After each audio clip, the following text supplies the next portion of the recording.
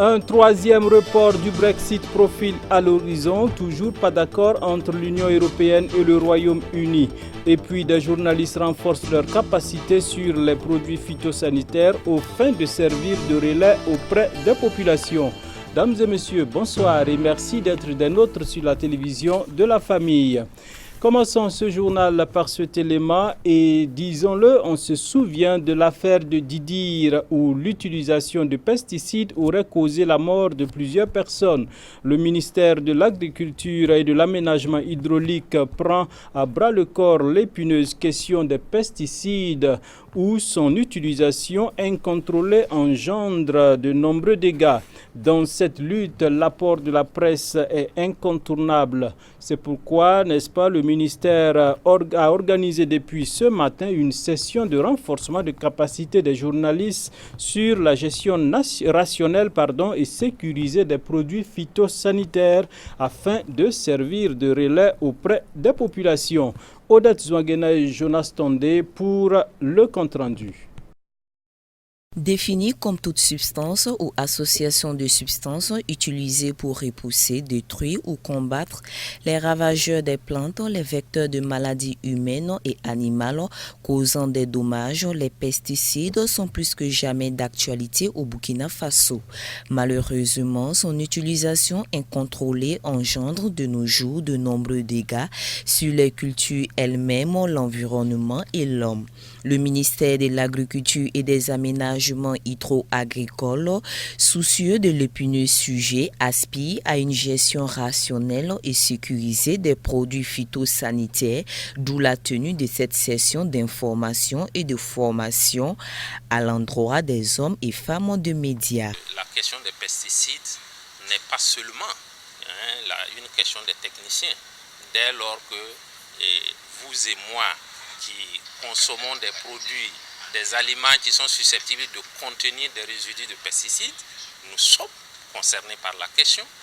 Les producteurs qui les utilisent et qui sont également des consommateurs sont concernés par la question, mais le gouvernement également, parce qu'il a le devoir de veiller sur la santé des populations, mais de veiller également à ce que nos produits agricoles puissent aller sur le marché international sans donc des contraintes particulières liées notamment à la présence de résidus de pesticides. Donc c'est toutes ces questions d'actualité qui nous ont amenés donc à organiser cette session avec des hommes et des femmes qui font l'actualité tous les jours. Une démonstration des meilleures pratiques et précautions d'usage ont été illustrées à cette occasion. La loi numéro 26 portant contrôle de la gestion des pesticides au Burkina Faso a été votée en 2017. Les populations sont informées à cet effet de l'entrée en vigueur de cette loi depuis 2018. L'ancienne loi ne prévoyait pas en fait des sanctions suite aux infractions. Voilà. Mais la nouveauté avec la nouvelle loi, c'est qu'elle prévoit des sanctions, voilà, des infractions et des sanctions qui sont liées à ces infractions. À titre d'exemple, toute personne physique ou morale qui serait à l'origine d'une intoxication humaine ou animale, voire de pollution de l'environnement, est passible d'une peine d'emprisonnement de 6 mois à 2 ans et d'une amende de 200 000 francs CFA à 10 millions de francs CFA. Pour l'heure, le ministère de l'Agriculture privilégie la sensibilisation pour ainsi obtenir un changement de comportement des acteurs de la chaîne d'utilisation des pesticides. Toujours sur le sujet, nous avons recueilli des avis de quelques journalistes à l'issue de la session. Découvrons ces propos au micro de Odette Zouangena et Jonas Tondé. Au tard que jamais, et c'est déjà une bonne chose que cette rencontre d'information-là intervienne. Maintenant, c'est vrai, on n'est pas allé trop dans les détails, mais c'est déjà quelque chose que personnellement, pour avoir travaillé dans le domaine, parce que j'anime une émission depuis quelques années j'ai produit 3 émissions sur les pesticides. Je sais sur le terrain comment il est difficile pour les producteurs d'avoir l'information vraie. Je vois aussi comment les acteurs, j'allais dire ici, l'encadrement, souffrent souvent pour pouvoir apporter l'information vraie. Il y a le manque de matériel, il y a le manque d'outils même de protection par exemple. Alors, et tout ça, je sais que c'est bien d'utiliser les médias pour pouvoir, à travers des émissions, pour pouvoir un peu sensibiliser les producteurs et les usagers pour que on arrive un peu à minimiser en tout cas les pesticides qui deviennent de plus en plus, alors j'allais dire une question de santé publique. Alors ce qu'il faut dire, c'est que moi ce que je déplore, c'est l'application, au niveau de l'application de la loi. La loi existe, maintenant on vous parle tantôt des tests d'application qui manquent, mais je dis, il y a des sorties inopinées qui se font. Voilà. Moi, je sais que je me suis intéressé à la question, mais je me suis rendu compte qu'il y a tellement de pression que...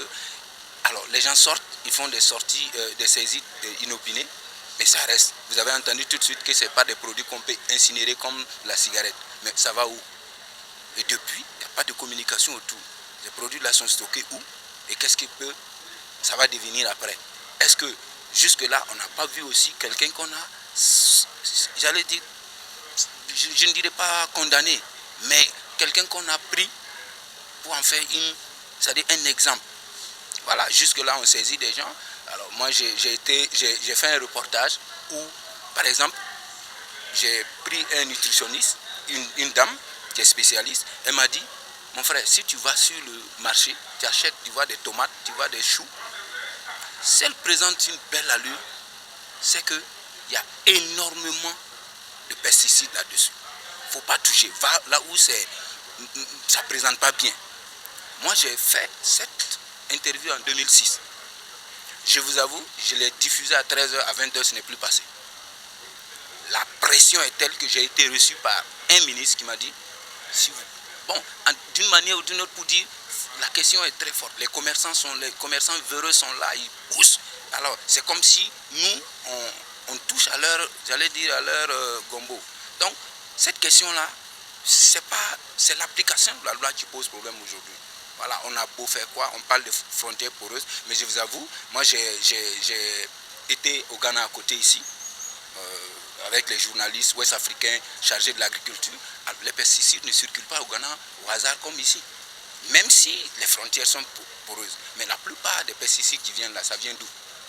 Aujourd'hui, on indexe généralement le Ghana parce que c'est en anglais, mais si ça ne peut pas circuler là-bas, comment se fait-il que chez nous, alors ça peut circuler? Donc si l'État veut vraiment lutter contre ces pesticides-là, parce que de plus en plus, voilà, il y a les intoxications.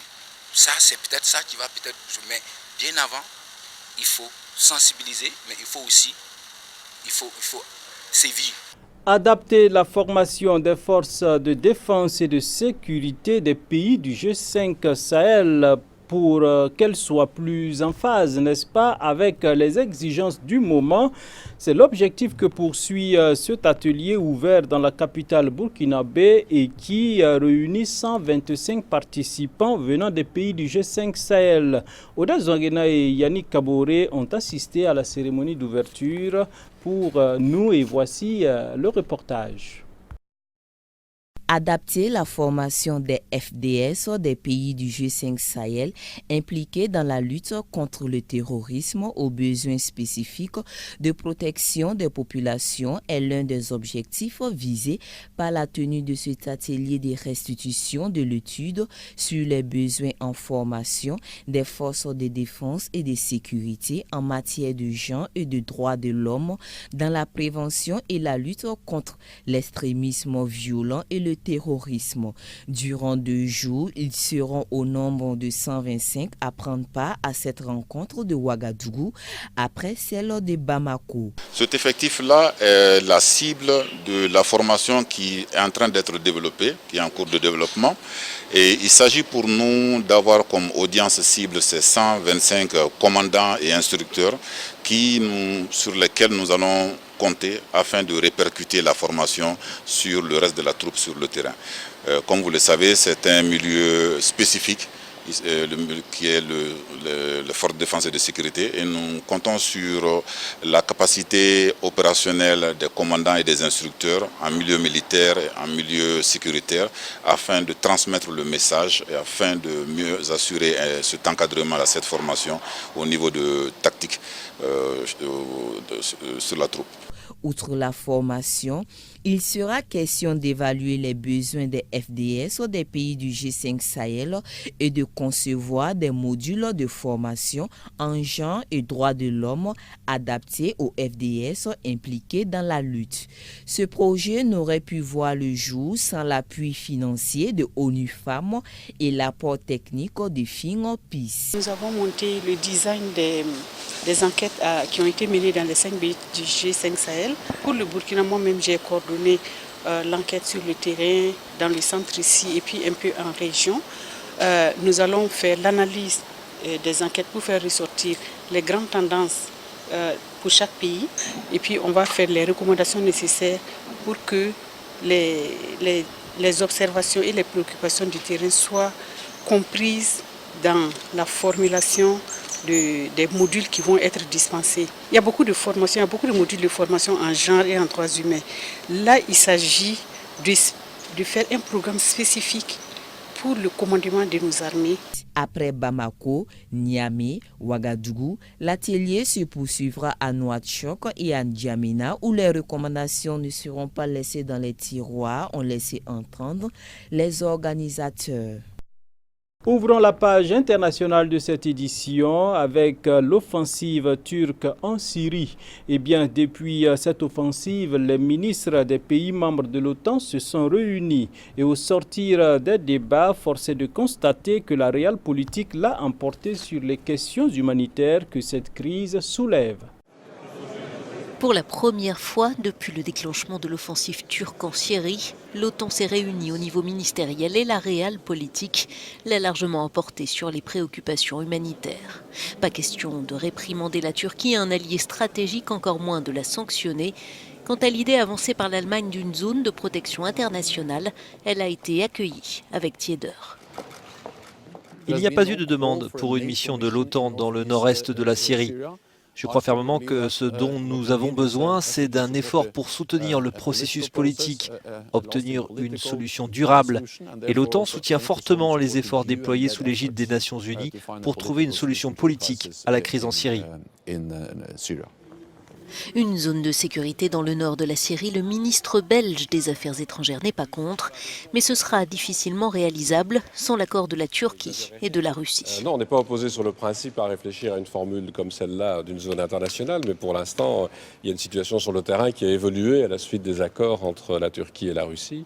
On voit comment les choses se passent. Donc on va d'abord regarder des informations plus concrètes encore sur la situation sur place, avant de voir si une initiative comme celle-là peut effectivement être mise en œuvre. Sur le terrain, la Turquie a interrompu son offensive après un accord scellé avec Moscou et les Kurdes poursuivent leur retrait chassé des zones proches de la frontière. Un retrait surveillé par les forces russes très présentes dans la région. Encore un report du Brexit. Eh bien, l'Union européenne et le Royaume-Uni n'ont pas parvenu à un accord devant permettre au Royaume-Uni de quitter l'Union européenne. Une décision est attendue la semaine prochaine.